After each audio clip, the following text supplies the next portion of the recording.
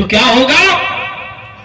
فَلَن يُقْبَلَ مِنْهُ، تو وہ قابل قبول نہیں، وہ ریجیکٹ کر دیا جائے گا، وہ رد کر دیا جائے گا، اس کو ہم قبول نہیں کریں گے۔ وَهُوَ فِي الْآخِرَةِ مِنَ الْخَاسِرِينَ، اور جہنم میں نقصان اٹھانے والوں میں سے ہو جاؤ گے۔ جو دین اسلام کو چھوڑ کر دوسرا دین تلاش کرے گا وہ نقصان اٹھانے والوں میں سے ہو جائے گا۔ اس دین کو سمجھو، یہ اللہ کی بہت بڑی نعمت ہے کہ اس نے ہمیں اور آپ کو اسلام دیا۔ وَاذْكُرُوا نِعْمَتَ اللَّهِ عَلَيْكُمْ إِذْ كُنْتُمْ أَعْدَاءً فَأَلَّفَ بَيْنَ قُلُوبِكُمْ فَأَصْبَحْتُمْ بِنِعْمَتِهِ إِخْوَانًا۔ آج ویدوں کے منتر بھی ہم نے بہت پڑھ دیے اور قرآن کی آیتیں بھی آج ہم نے سب سے زیادہ پڑھی ہیں۔ اپنی تقریروں میں جو عام طور پر ہوتی ہیں سب سے زیادہ قرآن کی آیتیں بھی پڑھی ہیں۔ سنو کیا کہا اللہ تعالیٰ بتا رہے ہیں، وَاذْكُرُوا نِعْمَتَ اللَّهِ عَلَيْكُمْ إِذْ كُنْتُمْ أَعْدَاءً فَأَلَّفَ بَيْنَ قُلُوبِكُمْ فَأَصْبَحْتُمْ بِنِعْمَتِهِ إِخْوَانًا۔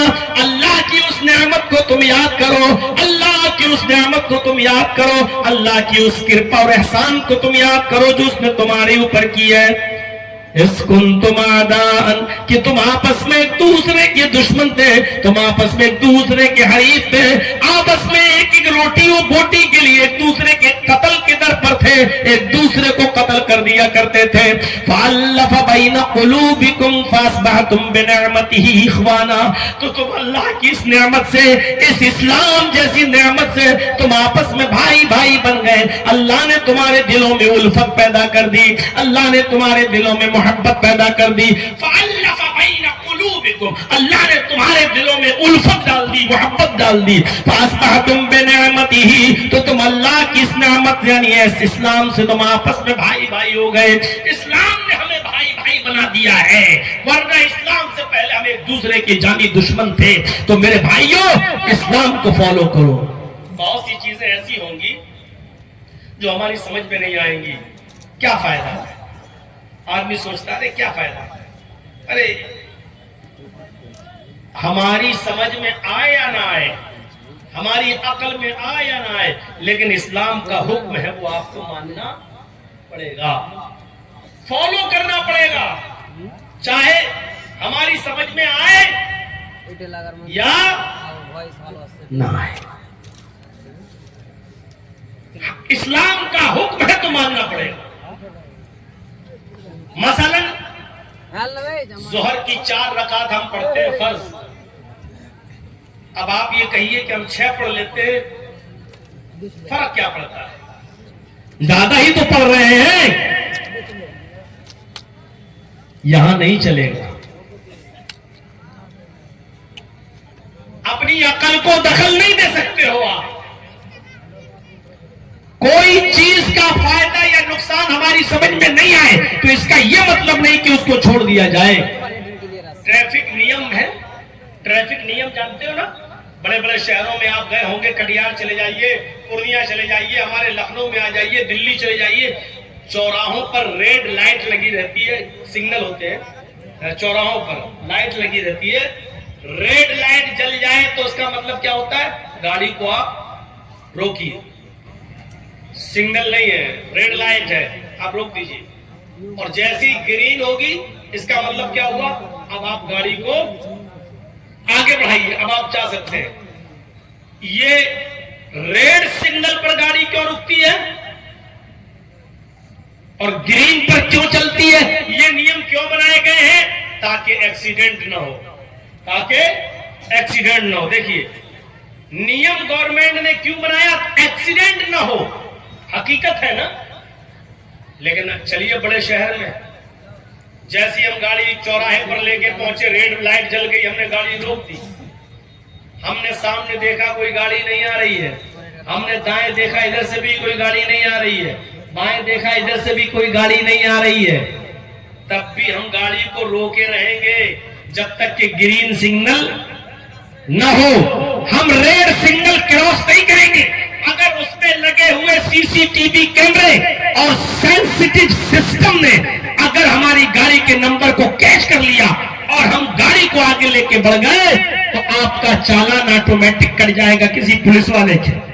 चालान के काटने की जरूरत नहीं है। आजकल अब नेम प्लेटें ऐसी लगाई जाने लगी है कि आपका चालान कट जाएगा और आपको पता भी नहीं चलेगा और आपके बैंक अकाउंट से उतना पैसा निकाल लिया जाएगा, अब आपको पता भी नहीं चलेगा। तो मेरे भाइयों जरा सोचिए, रेड सिग्नल है, सामने से गाड़ी नहीं आ रही है, दाएं से और बाएं से गाड़ी नहीं आ रही है, फिर भी आप गाड़ी को आगे नहीं बढ़ा सकते हो। अकल ये कहती है एक्सीडेंट हो ही नहीं सकता है क्योंकि ट्रैफिक है ही नहीं, रास्ता क्लियर है, तो गाड़ी को आगे बढ़ाने में क्या हर्ज है, लेकिन फिर भी आप गाड़ी को आगे नहीं बढ़ा सकते हो। नियम नियम है, उसूल उसूल है, गाड़ी आ रही हो या ना आ रही हो, भीड़ हो या ना हो, लेकिन लाल बत्ती जल रही है तो गाड़ी आपको रोकना पड़ेगा। मेरे प्यारे साथियों, इस्लाम के कानून आपकी समझ में आए या ना आए, लेकिन आपको फॉलो करना पड़ेगा, अमल करना पड़ेगा। हर इंसान की अकल भी तो ऐसी नहीं होती है, अकल का भी तो एक दायरा है ना, अकल का भी तो एक, अकल की भी तो एक लिमिट है ना। ये माइक है ना जो आपके सामने, ये आवाज दूर तक पहुंचा रहा है, लेकिन एक लिमिट है ना। इस माइक की आवाज कटिहार तो नहीं जा रही है, इस माइक की आवाज पूर्णिया तो नहीं जा रही है, इसकी एक लिमिट है। आपके पास आंखें, आंखों का काम है देखना, लेकिन इसकी एक लिमिट है, आप कहां तक देख सकते हो। हमारे सामने जो लोग बैठे हो थोड़ा सा और आगे, लेकिन कटिहार को तो हम नहीं देख रहे हैं ना, पूर्णिया में क्या हो रहा है उसको तो हम नहीं देख रहे हैं ना, अमेरिका और इंग्लैंड में क्या हो रहा है इसको तो हम नहीं देख रहे हैं ना, क्योंकि हमारी आंखों में उतनी ताकत है ही नहीं। कान हमारे सुनते हैं, लेकिन उसकी एक लिमिट है, हम जो बोल रहे हैं वो आप सुन रहे हैं, लेकिन कटिहार में जो चीखें और पुकार हो रही है वो आपके कान नहीं सुन रहे हैं। पटना में जो चीख और पुकार हो रही है उसकी आवाज आप तक नहीं आ रही है, क्योंकि आपके कानों में उतनी सुनने की ताकत नहीं है। ये लिमिट है एक चीज की, हमारे अकल की भी एक लिमिट है, अकल की भी एक लिमिट है। अकल उतनी चीज को बर्दाश्त कर सकती है जितनी उसकी कैपेसिटी है, अकल से ज्यादा उससे काम लोगे तो आप ब्रेन हेमरेज हो जाएगा, दिमाग फट जाएगा, नसें आपकी दिमाग की काम नहीं करेंगी, आप पागल हो जाएंगे। सोना तौलने की एक तराजू होती है, देखा आपने सुनार की दुकान पर आप गए, आपने कहा भाई 2 तोला सोना दे दो, एक सोने का बिस्किट दे दो, तौल के देख रहे हैं 50 ग्राम, हाँ ठीक है 50 ग्राम, 100 ग्राम, 250 ग्राम, 1 किलो तौल सकता है, लेकिन उसी कांटे पर आप एक पहाड़ को लाके रख दोगे तो क्या होगा। सोना तौलने वाली तराजू पर आप पहाड़ को लाके रख दोगे, तराजू टूट जाएगी। क्यों? अब आप कहोगे वाह इतनी कीमती चीज सोना तौलती है लेकिन पहाड़ नहीं तौल पा रही है, आप कहोगे, आप ही बेवकूफ हो जाओगे। अरे सोने को तौलने वाली तराजू पर आप पहाड़ तौलोगे तो वो टूट जाएगी। आपके दिमाग में जितनी कैपेसिटी है आप उतना इससे काम लीजिए, ज्यादा बोझ इस दिमाग पे डालोगे तो आपका दिमाग फट जाएगा, पागल हो जाएंगे आप, दिमाग काम नहीं करेगा। आपके दिमाग की ताकत क्या बताऊं, हर चीज को अल्लाह ने पैदा किया है, दुनिया में कोई चीज बगैर साने की नहीं आती है। ये माइक हमारे सामने, तो इसका मतलब ये कि माइक बनाने वाला भी इस दुनिया में है। अरे माइक बनाया है, किसी ने तो बनाया होगा। ये मोबाइल हमारे आंखों के सामने, इसका मतलब ये कि मोबाइल बनाने वाला भी होगा। ये चांद, ये सूरज, ये सितारे, ये सैयारे, ये कहकशाएं, ये जमीन, ये आसमान हम देखते हैं, हमारा दिमाग यही कहता है कि सारी कायनात का बनाने वाला भी कोई है। दुनिया की कोई चीज बगैर बनाने वाले के वजूद में नहीं आ सकती है। हमारा दिमाग ये सोचता बिल्कुल ठीक, ये हमारे दिमाग की ताकत है। सारी चीजों को अल्लाह ने बनाया है, ये दिमाग की ताकत है। ठीक, आप सही सोच रहे हैं, लेकिन अब आप ये सोचते हैं फिर अल्लाह को किसने बनाया? जब सारी कायनात को अल्लाह ने पैदा किया तो फिर अल्लाह को किसने पैदा किया? जब आप ये सोचते हैं कि अल्लाह को किसने पैदा किया, तो अब आप अपने दिमाग पर उस दिमाग की ताकत से ज्यादा बोझ डाल रहे हैं। आप सोना तौलने वाली तराजू पर आप पहाड़ को रख रहे हैं, तराजू टूट जाएगी, आप آپ اپنی عقل سے اوپر وہ بوجھ ڈال رہے ہیں جس کے لیے آپ کی عقل بنائی نہیں گئی ہے. آپ یہ سوچئے کہ اس دنیا کو کس نے بنایا؟ اللہ نے. لیکن اللہ کو کس نے بنایا؟ اس کے لیے آپ کی عقل بنی ہی نہیں ہے. آپ اپنی آنکھوں سے اتنا ہی دیکھیے جتنی آنکھوں میں طاقت ہے. یہاں بیٹھے بیٹھے پٹنہ نہیں دیکھ سکتے ہو، یہاں بیٹھے بیٹھے آپ بنارس اور لکھنؤ کی چیزیں نہیں دیکھ سکتے ہو.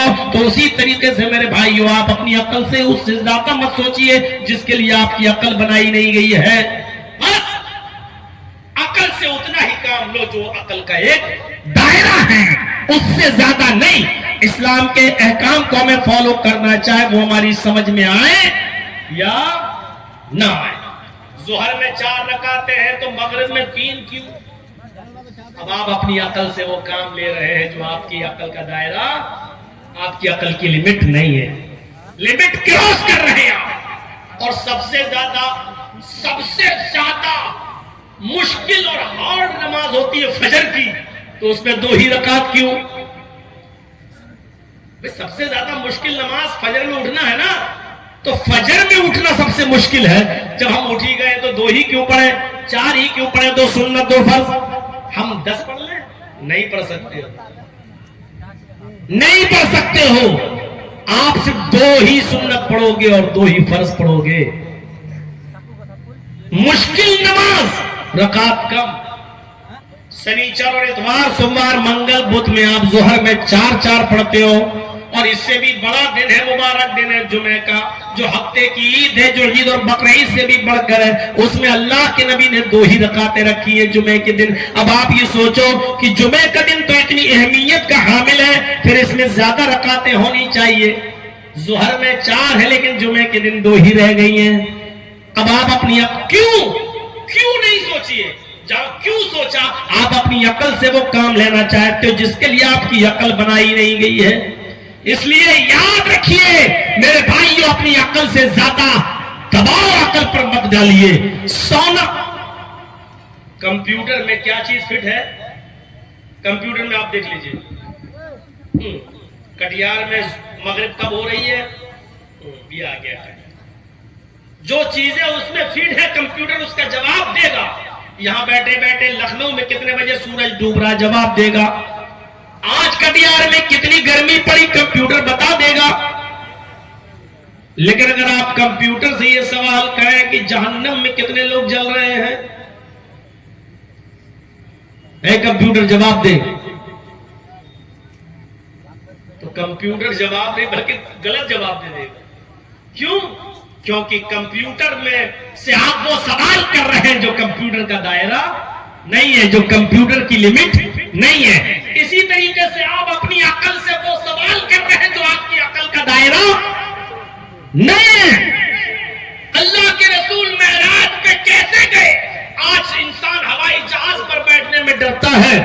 جرجی صاحب کل آئے لکھنؤ سے کلکتہ اور کلکتہ سے باغ ڈوگرا ہوتے ہوئے اچانک اور ایمرجنسی ٹکٹ لے کر، لیکن 2 گھنٹے میں لکھنؤ سے کلکتہ 1 گھنٹہ 20 منٹ میں پہنچایا. سوچو وہ کون سا سی براق ہوگی جو بیت المقدس لے گئی، اور بیت المقدس سے رات آپ جنت بھی دیکھائے جہنم بھی دیکھائے، 6 اور 7ویں آسمان پر بھی ہو آئے، جنت بھی دیکھائے جہنم بھی دیکھائے، اور رات واپس بھی آ گئے. بلکہ حدیث کی کتابیں تو یہ کہتی ہے کہ بستر آپ کا گرم رہا، جیسا تھا ویسا ہی آپ آ گئے. سبحان الذی اسری بعبدہ لیلا من المسجد الحرام الی المسجد الاقصی. بابرکت ہے وہ ذات جو لے گئی اپنے بندے کو رات بیت خانہ کعبہ سے، من المسجد الحرام الی مسجد الاقصی، مسجد حرام سے بیت المقدس تک. اور پھر وہاں سے آپ کا دورہ ہوا پہلا آسمان، دوسرا، تیسرا، چوتھا، 5واں، 6واں، 8واں. پہلے آسمان پر جو فرشتہ تھا اس سے ملے، دوسرے پہ ملے، پہلے آسمان پہ جو نبی تھے اس سے ملے، دوسرے سے ملے، تیسرے ہر آسمان کے نبی سے ملے. جنت بھی دیکھی، جہنم بھی دیکھی، مشاہدہ کیا، معائنہ کیا، پھر واپس بھی آ گئے. اب آپ کہو کہ ہوائی جہاز کو تو لکھنؤ سے کلکتہ اور کلکتہ سے باگڈورا آنے میں 2 سے 2.5 گھنٹے لگ جائیں، اور اللہ کے نبی 7 آسمان کے اوپر ہو کر آ جائیں، ایک ہی رات کا سفر ہو اور واپس بھی آ جائے کیسے؟ تو آپ اپنی عقل سے وہ سوال کر رہے ہیں جو عقل کا دائرہ نہیں، کیونکہ اللہ کے نبی نہیں گئے، اللہ لے گیا۔ سبحان الذی اسری بعبدہ لیلا من المسجد الحرام الى المسجد الاقصی، اللہ لے گیا۔ اور اللہ اتنی جلدی کیسے لے گیا، کیسے دکھا دیا، کیسے واپس لایا؟ اللہ کے بارے میں یہ سوچنا بھی غلط ہے کہ اس نے کیسے کر دیا، کیونکہ اللہ کے لیے کوئی کام مشکل نہیں ہے۔ اس کے لیے لفظ کیسا استعمال کرنا بھی کفر ہے، نہیں کیا جا سکتا ہے۔ اللہ نے یہ کام کیسے کر دیا؟ آپ اپنی عقل سے وہ سوال کر رہے ہیں جو عقل کا دائرہ نہیں ہے۔ میرے بھائیوں، ہماری تقریر تھوڑی سی آپ لوگوں کے مزاج سے اوپر چلی جا رہی ہے، جو ہم چھیڑ دیے ہیں۔ ہمیں معلوم ہے کہ آپ لوگوں کا مزاج کیا ہے اور آپ لوگ کون سے ورڈ اور کون سے جملے استعمال کر سکتے ہیں، تو بس بات تھوڑی سی آگے نکل گئی۔ میں یہ کہہ رہا تھا کہ ہماری عقل میں آئے یا نہ آئے، اسلام کے قانون کو ہمیں فالو کرنا ہے۔ ظہر کی 4 رکعت فرض ہے تو ہے، مغرب میں 3 ہے تو ہے، فجر میں 2 ہے تو ہے، ہمیں ماننا ہے بس۔ کیوں؟ آپ اپنی عقل سے وہ سوال مت کیجئے جو آپ کی عقل کی لمٹ نہیں ہے، جو آپ کی عقل کا دائرہ نہیں ہے۔ ایک اور چیز دیکھیے، اور بہت اہم چیز، مان لیجئے یہ آم کا پیڑ ہے، یہ جو لائٹ لگی ہوئی ہے میرے سامنے، جو یہ کھمبا جو ہے، یہ مان لیجئے آم کا پیڑ ہے، اور یہ جو ہے وہ بجلی کا پول ہے۔ دو چیزیں، یہ آم کا پیڑ ہے اور یہ بجلی کا پول ہے۔ مثال ذرا دیکھیے گا، ہوا چلی، آندھی آئی اور آم کے پیڑ سے کچھ پتے ٹوٹ گئے اور کچھ پتے ٹوٹ کر بجلی کے پول میں جا کر چپک گئے، ادھر سے اڑے اور ادھر چپک گئے چند پتے۔ بجلی کے پول پر ابھی لائن نہیں لگی ہوئی ہے، پتے چپک گئے، تو کیا ان پتوں کی وجہ سے کیا یہ بجلی کا کھمبا آم کا پیڑ ہو جائے گا؟ کیا آم کا پیڑ کہلائے گا؟ اب آپ کہو گے نہیں صاحب آم کا پیڑ کیسے ہو جائے گا؟ میں آپ سے کہہ رہا ہوں اس پر آم کے پتے چپکے ہیں، کیوں نہیں ہوگا؟ آپ کہیں گے جرجی صاحب آپ پاگل ہو گئے ہیں، چند پتوں کے ٹوٹ جانے سے اور بجلی کے پول پر چپک جانے سے بجلی کا پول ہی رہے گا، وہ آم کا درخت نہیں ہو سکتا ہے۔ آم کا درخت تو وہ ہوگا جس کی جڑ بھی آم کے درخت کی ہو، جس کے اندر تنا بھی آم کے درخت کا ہو، شاخائیں بھی آم کی ہو اور اس میں پھل بھی آم کا لگتا ہو اور اس سے آم پیدا بھی ہوتا ہو، اسی کو آم کا پیڑ کہا جائے گا۔ آم کے پتوں کے ٹوٹ کر بجلی کے کھمبے پر چپک جانے سے بجلی کا کھمبا آم کا پیڑ نہیں ہو جائے گا۔ تو میں آپ سے پوچھنا چاہتا ہوں پھر ہم اور آپ مسلمان کیسے؟ کیا چند کام کر لینے کی وجہ سے مسلمان ہو گئے؟ فجر ہم نہ پڑھیں، ظہر ہم نہ پڑھیں، مغرب ہم نہ پڑھیں، عصر ہم نہ پڑھیں، عشاء ہم نہ پڑھیں، اور جمعے کی جمعے آ کے مسجد میں آ کے نماز پڑھ لیں؟ کوئی ملے تو السلام علیکم کہہ لیں اور وعلیکم السلام کہہ دیں، دعا میں یاد رکھنا اللہ ہمیں معاف کرے، اللہ آپ کو معاف کرے۔ بس چند نیکیاں اور چند دین کا کام کر لینے کی وجہ سے کیا ہم مسلمان ہو گئے؟ جب چند آم کے پیڑ کے پتے بجلی کے کھمبے کو آم کا پیڑ نہیں بنا سکتے، تو ہماری چند نمازیں، ہمارے چند روزے، ہماری چند نیکیاں ہمیں مسلمان کیسے بنا سکتی ہیں؟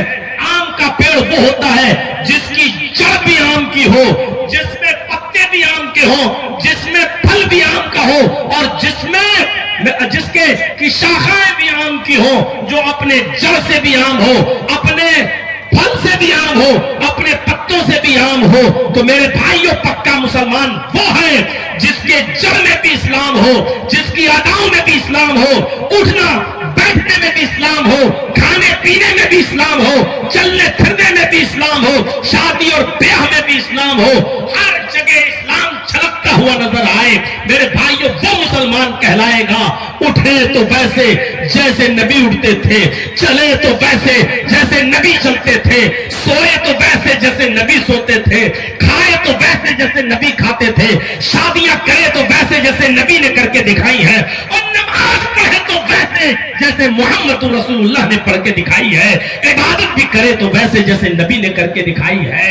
جیسے آم کا پیڑ اپنے جڑ میں سے بھی آم ہو، اپنے تنے سے بھی آم ہو، اپنے پتے سے بھی آم ہو، اپنے پھل سے بھی آم ہو، تب وہ آم کا پیڑ ہوتا ہے۔ میرے بھائیو، ایسے ہی مسلمان وہ ہوتا ہے جو جڑ سے بھی اسلامی مسلمان ہو، جس کے پتے بھی اسلامی ہو، جس کے چلنے میں بھی اسلام ہو، جس کے اٹھنے اور بیٹھنے میں بھی اسلام چھلکتا ہو۔ میرے بھائیو، اسی جلسے کے باہر تھوڑی دیر کے لیے چلے جائیے اور دیکھ لیجئے اسلام کی سرے عام رسوائی اور ذلت کا مشاہدہ دیکھنا ہو تو جلسے کے باہر دکانوں پہ جا کے لپسٹک اور کریم اور پاؤڈر لگا کر ان لڑکیوں کا شاپنگ کرنا، ان کا جلیبیاں خریدنا، ان کا سامان خریدنا، ان کا چوڑیاں خریدنا، اور ایک ایک لڑکی کے پیچھے 10-10 لڑکوں کا لگا رہنا ایسا بتاتا ہے جیسے ایک کتیا کے پیچھے 10-10 کتے لگے ہوئے ہوں۔ یہ آج مشاہدہ کر کے دیکھ لیجئے اور حالات کا جائزہ لے کر دیکھ لیجئے، یہ ہمارے اسلامی جلسوں کا حال ہے۔ ہم کہاں سے مسلمان نظر آتے ہیں؟ ٹوپی لگا کے بیٹھ گئے، ہو گئے مسلمان؟ ہماری بیٹیاں باہر جا کے گھوم رہی ہیں۔ صاحب، ہمیں اردو سمجھ میں نہیں آتی ہے، ہاں جلیبیاں سمجھ میں آتی ہیں تمہیں، چوڑیاں سمجھ میں آتی ہیں تمہیں، نئے کپڑے پہن کر اور خوشبو لگا کر جلسوں میں آنا سمجھ میں آتا ہے تمہیں؟ مشاہدہ کر کے دیکھ لو میرے بھائیو، اسلام سے ہمارا رشتہ پتھر اور پانی کی طرح نہیں ہونا چاہیے۔ ایک گلاس پانی ہے، اس میں ایک پتھر ڈال دیجیے، 2 دن کے بعد پتھر کو جب چاہو تب نکال کے پھینک دو، پتھر الگ پانی الگ۔ اسلام نہیں ہے جب چاہو تب مسلمان ہو جاؤ، جب چاہو تب نکل جاؤ، ایسا نہیں ہونا چاہیے۔ اسلام کے ساتھ ہمارا رشتہ پتھر اور پانی کا نہیں ہونا چاہیے، اسلام کے ساتھ ہمارا رشتہ رنگ اور پانی کا ہونا چاہیے۔ کھانے والا رنگ ہوتا ہے نا، گلاب جامن میں ڈالا جاتا ہے، زردے میں ڈالا جاتا ہے، جلیبی میں ڈالا جاتا ہے، وہ رنگ لے کے آئیے 2 روپے کا 5 روپے کا کلر اور پانی میں ڈال دیجیے۔ ایک جگ پانی میں جیسی آپ اس رنگ کو ڈالیں گے، اگر لال رنگ ڈالا تو وہ پورے پانی کو لال کر دے گا، گرین کلر ڈالا تو وہ پورے پانی کو گرین کر دے گا، یلو کلر ڈالا تو اس نے پورے پانی کو یلو کر دیا ہے۔ آپ دیکھتے ہیں نا، اب رنگ ہم نے پانی میں ڈال دیا، اب ذرا رنگ کو الگ کر کے دکھائیے، نہیں ہوگا۔ چلو پانی کو رنگ سے الگ کر کے دکھائیے، نہیں ہوگا۔ کیوں؟ کیونکہ اب پانی نہ رنگ کو چھوڑنے کے لیے تیار اور نہ رنگ پانی کو چھوڑنے کے لیے تیار۔ پانی نے رنگ کو اپنے اندر لے لیا اور رنگ نے بھی پانی کو اپنے اندر رنگ دیا، اپنے اندر سمو لیا۔ یہی رشتہ ہمارا اسلام کے ساتھ ہونا چاہیے۔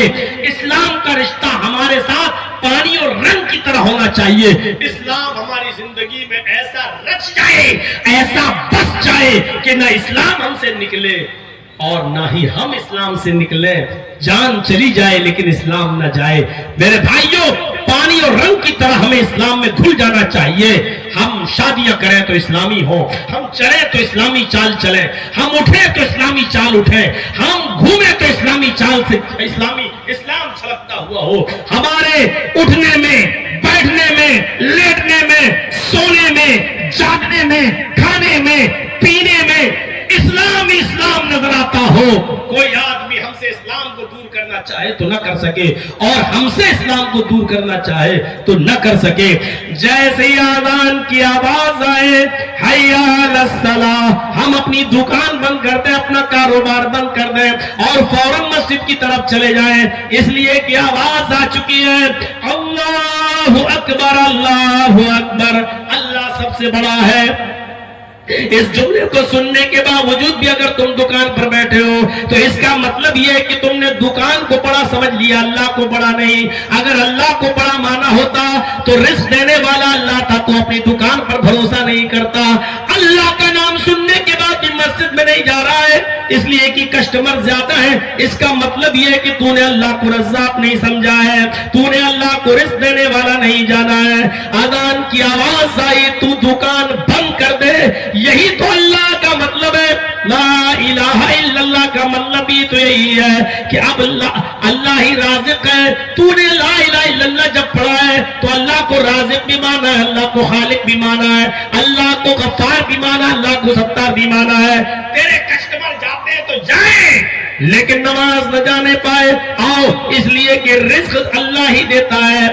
آج یہ کسٹمر چلے جائیں گے, دوسری دکان سے خرید لیں گے, خرید لینے دو. وَمَن يَتَّقِ اللَّهَ يَجْعَل لَّهُ مَخْرَجًا وَيَرْزُقْهُ مِنْ حَيْثُ لَا يَحْتَسِبُ. میرے بندو, اللہ سے ڈرو.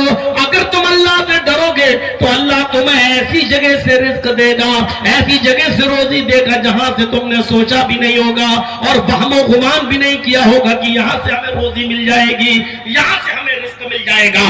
تو میرے بھائیوں, یہ اسلام کا ایک ہلکا سا انٹروڈکشن, اسلام کی ایک تعریف میں نے آپ کے سامنے یہ 1.5 گھنٹے کی تقریر میں آپ کے سامنے میں نے رکھی ہے تاکہ اسلام سمجھ میں آ سکے. اسلام کے ساتھ ہمارا رشتہ پتھر اور پانی کی طرح نہیں, رنگ اور پانی کی طرح ہونا چاہیے. اسلام کے ساتھ ہمارا رشتہ معمولی رشتہ نہیں ہونا چاہیے, بلکہ ہمارا غیر معمولی رشتہ ہونا چاہیے. پھر سے سن لو, اٹھنا, بیٹھنا, لیٹنا, سونا, جاگنا, کھانا, پینا, ساری چیزوں میں اسلام نظر آنا چاہیے. یہی اسلام ہے اور یہی اسلام ہمیں نجات کا ذریعہ ہمارے لیے بن سکتا ہے اور ہمیں جنتی بنا سکتا ہے. میرے بھائیوں, یہ جلسہ پھر میں آپ کو بتاتا ہوں کہ آپ کے مدرسے کے تعاون کے سلسلے میں ہوا ہے. بہت پہلے ہم سے تاریخ لی گئی مدرسے کے تعاون کے لیے. ایک بنگلہ دیش سے مولانا کو آنا تھا, وہ نہیں آ پائے, ویزا نہیں مل سکا. میرے بھائیوں, بہرحال آپ کے سامنے میں 10 منٹ بیٹھوں گا یہاں پر, اور اسی 10 منٹ کے اندر آپ سے میری گزارش ہے, جس کو جو دیا ہو مجھے اس سے مطلب نہیں. آپ مجھے تقریباً 28 سال سے اپنے علاقے میں بلا رہے ہو, بہار, بنگال, جھارکھنڈ, یہ آپ کی محبت ہے, ورنہ 1-2 سال کے بعد مولوی بدل دیے جاتے ہیں, لیکن 28 سال سے آپ کی محبت ہمارے ساتھ ہے. میں چاہتا ہوں کہ میرے ہاتھ پر بھی آپ کچھ مدرسے کا تعاون کریں تاکہ مجھے یہ لگے کہ مجھ سے